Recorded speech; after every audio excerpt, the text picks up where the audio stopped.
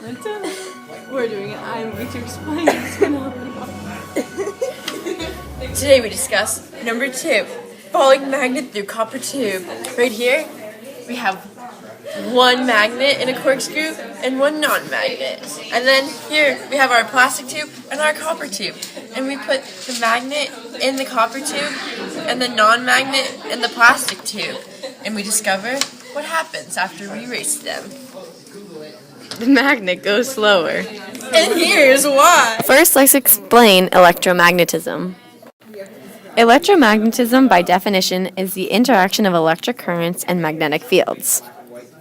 Some concepts of electromagnetism include Faraday's law, which says that a change in flux will induce a current in the loop. Magnetic flux is the number of magnetic field lines intercepted in a given area, and a change in magnetic flux causes current.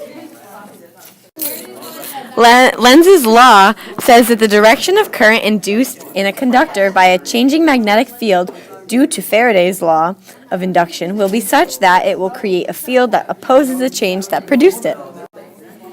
Along with Lenz's law, you can use the right-hand rule, which says if you point your pointer finger in the direction the positive charge is moving, and then your middle finger in the direction of the magnetic field, your thumb points in the direction of the magnetic force pushing on the moving charge. In these two experiments, we see how electricity produces magnetism and how magnetism produces electricity. In the first experiment, we have a compass, and compasses detect magnetic fields. So, in this video, when we attach the black wire to the battery, a current is formed and the magnet deflects and turns counterclockwise. Plugging it in. Mr. Welty, look at this. As seen in this demonstration, when the wire was connected to the battery, an electrical current was created and the magnet moved, demonstrating how electricity produces magnetism. In the second demonstration,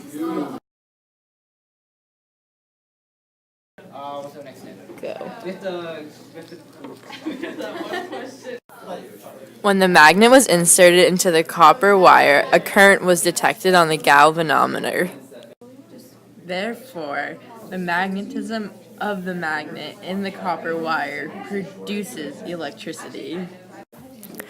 we begin with the two tubes. One is copper, so it's a conductor, and one is plastic, so it's an insulator. With the copper tube, we have a magnetic corkscrew, and with the insulating plastic tube, we have a non-magnet corkscrew. Because this corkscrew is magnetic, it has magnetic field lines.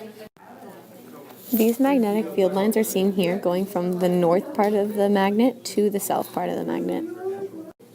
And there are an infinite amount of magnetic field lines in this magnet. As the magnetic corkscrew is put down the copper tube, there is a change in magnetic flux, which causes a current in the copper tube. That current then creates its own magnetism. So as we see both of the corkscrews go down the tubes, the one on the left, which is in an insulator and has no magnetic fields, goes straight down, while the copper tube one with the magnet corkscrew takes a while to go down. So an observable effect of changing magnetic fields on electric current is when the little magnet goes down the copper tube and it has its magnetic field lines going from north to south. Because magnetism causes electricity, a current is produced. From this current, another magnetic field is produced in the opposite polarity from the one that caused it. The magnet, according to Lenz's law.